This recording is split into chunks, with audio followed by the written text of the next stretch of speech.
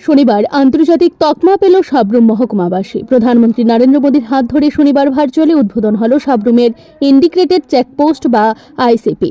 প্রধানমন্ত্রী এই ভার্চুয়াল উদ্বোধনী অনুষ্ঠানে উপস্থিত ছিলেন রাজ্যের মুখ্যমন্ত্রী প্রফেসর ডক্টর মানিক সাহা সহ মন্ত্রিসভার সকল সদস্য।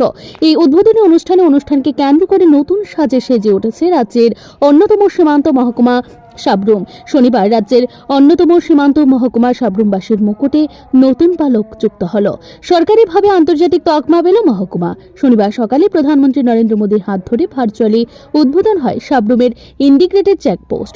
সকাল 10টায় সাব্রুমে ইন্টিগ্রেটেড চেকপোস্টে ভার্চুয়ালি উদ্বোধন করেন প্রধানমন্ত্রী নরেন্দ্র মোদী।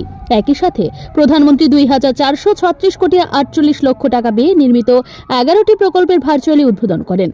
পাশাপাশি আরও 12টি প্রকল্পের শিলান্যাস করেন প্রধানমন্ত্রী। সাব্রুম আইসিপির এই উদ্বোধনী অনুষ্ঠানে উপস্থিত ছিলেন রাজ্যের মুখ্যমন্ত্রী প্রফেসর ডক্টর মানিক সাহা থেকে শুরু করে রাজ্য মন্ত্রিসভার প্রায় সকল সদস্য।